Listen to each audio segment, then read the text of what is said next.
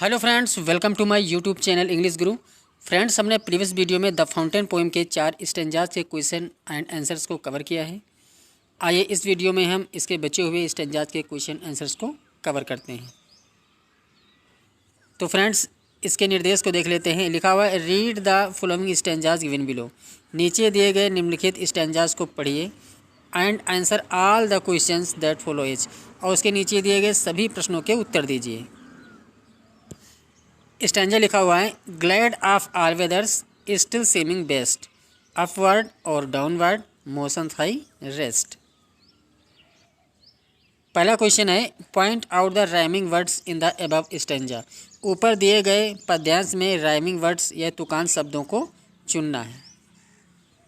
तो इस स्टैंजा में बेस्ट और रेस्ट ये हमारे राइमिंग वर्ड्स हैं।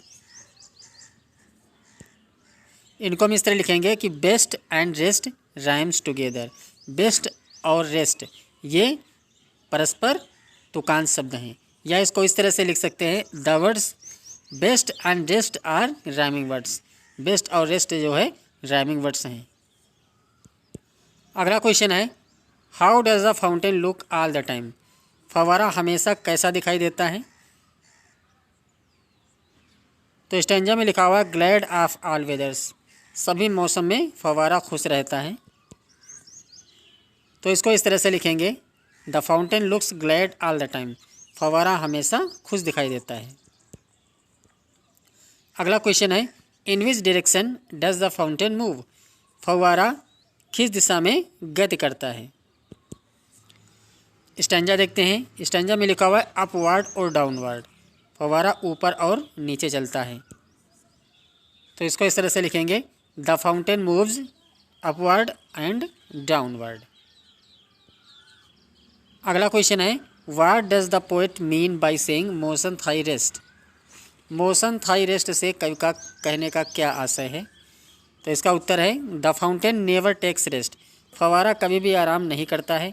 इट ऑलवेज मूव्स, ये हमेशा घूमता रहता है, हमेशा चलता रहता है। अपवर्ड एंड डाउनवर्ड, ऊपर की ओर और नीचे की ओर। It always remains in motion, ये हमेशा गति में रहता, हमेशा गतिशील रहता है। मोशन इज इट्स रेस्ट, गति ही इसका आराम है।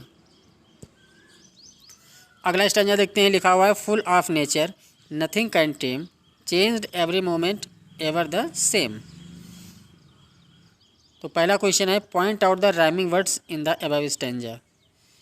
उपरोक्त स्टैंजा में जो राइमिंग वर्ड्स हैं उनको चुनना है। तो इसको इस तरह से लिखेंगे tame and same are rhyming words used in the above stanza. Tame और सेम उपरोक्त पद्यांश में प्रयोग किए गए राइमिंग वर्ड्स हैं। अगला क्वेश्चन है हाउ कैन यू से, आप कैसे कह सकते हैं दैट की fountain is full of nature, कि फव्वारा प्रकृति से भरा हुआ है। तो इसका उत्तर है the fountain is full of nature because, फव्वारा प्रकृति से भरपूर है क्योंकि it is full of energy, क्योंकि ये ऊर्जा से भरा हुआ है। And it can not be controlled by anything, और इसको किसी चीज़ के द्वारा नियंत्रित नहीं किया जा सकता है। अगला है who can time the fountain, फव्वारे को कौन पालतू बना सकता है। तो इसका उत्तर होगा nothing can time the fountain, कोई भी फव्वारे को पालतू नहीं बना सकता है, अर्थात नियंत्रित नहीं कर सकता है। अगला क्वेश्चन है what do you understand by changed every moment. Passage में यूज़ किया गया है चेंज्ड एवरी मोमेंट, तो इसका क्या मतलब है। तो इसका आंसर है changed every moment means, changed every moment का अर्थ है कि दैट की the fountain keeps on changing every moment, कि फाउंटेन कीप्स ऑन जारी रखता है चेंजिंग परिवर्तित होना, एवरी मोमेंट हर क्षण। फव्वारा हर क्षण परिवर्तित होता रहता है। अगला क्वेश्चन है what do you understand by ever the same.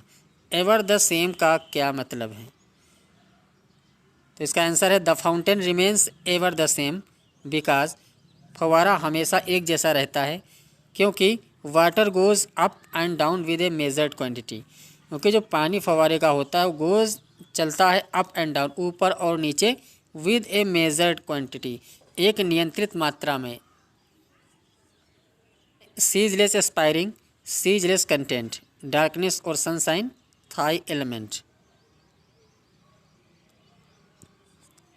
पहला क्वेश्चन है write the title of the poem from which the above noted stanza has been selected. कविता के शीर्षक का नाम लिखिए जहाँ से उपरोक्त स्टैंजा सेलेक्ट किया गया है। तो इसका उत्तर है the fountain is the title of the poem from which the above noted stanza has been selected. The fountain कविता का शीर्षक है जहाँ से उपरोक्त पद्यांश लिया गया है।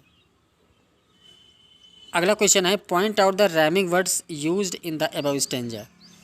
उपरोक्त पद्यांश में प्रयोग किए गए राइमिंग वर्ड्स को बताइए।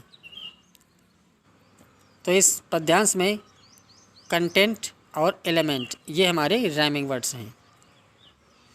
तो इसको हम ऐसे लिखेंगे content and element are the rhyming words used in the above stanza. Content और एलिमेंट राइमिंग वर्ड्स हैं जो कि स्टैंजा में यूज हुए हैं। अगला क्वेश्चन है what does the word ceaseless indicate. Passage में वर्ड यूज किया गया सीजलेस, इसका क्या मतलब है, ये क्या प्रदर्शित करता है, ये क्या दिखाता है। तो इसका उत्तर है the word ceaseless indicates, the word ceaseless indicate करता है the continuous movement of the fountain, फव्वारे के लगातार गति को। अगला क्वेश्चन है what are the elements of the fountain. फव्वारे के तत्व क्या क्या हैं। तो इसका उत्तर है ceaseless aspiring, ceaseless content, darkness and sunshine are the elements of the fountain.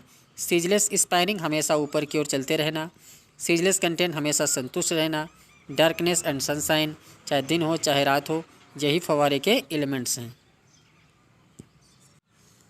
अगला स्टैंजा है glorious fountain let my heart be fresh changeful constant upward like thee. पहला क्वेश्चन है why has the fountain been addressed as glorious. इस fountain को, फव्वारे को glorious यानी शानदार कह करके क्यों एड्रेस किया गया है, क्यों संबोधित किया गया है। तो इसका उत्तर है the fountain has been addressed as glorious. फव्वारे को फॉर इट्स ब्राइटनेस, इसके चमकीलेपन की वजह से, इसकी चमक की वजह से, फ्रेशनेस ताजगी की वजह से, अनसीजिंग मूवमेंट बिना रुके हुए गति के कारण, एंड नेचुरल एनर्जी और प्राकृतिक ऊर्जा के कारण। अगला क्वेश्चन है the poet has called the fountain changeful and constant. कवि ने फव्वारे को चेंजफुल यानी परिवर्तनशील, एंड कांस्टेंट और दृढ़ कहा है। Why has he used so contradictory word. उसने ऐसे कॉन्ट्रोडिक्टरी यानी विरोधाभासी शब्दों का प्रयोग फव्वारे के लिए क्यों किया है। तो इसका उत्तर है लाइक द चेंजफुल फाउंटेन, परिवर्तनशील फव्वारे की तरह ही we have ups and downs in our life. हमारे जीवन में भी अप्स एंड डाउन्स, उत्थान और पतन आते रहते हैं। बट लेकिन we should move forward with firmness, लेकिन हमको आगे की तरह चलते रहना चाहिए फर्मनेस, दृढ़ता के साथ, लाइक द कांस्टेंट फाउंटेन, जैसे कि दृढ़ फाउंटेन है उसी की तरह हमको भी दृढ़ता के साथ चलते रहना चाहिए। अगला क्वेश्चन है point out the rhyming words used in the above stanza. उपरोक्त पद्यांश में प्रयोग किए गए राइमिंग वर्ड्स बताइए। तो स्टैंजा में बी और थी ये हमारे राइमिंग वर्ड्स हैं। तो इसको हम ऐसे लिखेंगे बी एंड थी राइम्स टुगेदर। बी और थी ये हमारे परस्पर राइम्स हैं, परस्पर तुकांश शब्द हैं। अगला क्वेश्चन है what qualities of the fountain does the poet wish to adopt.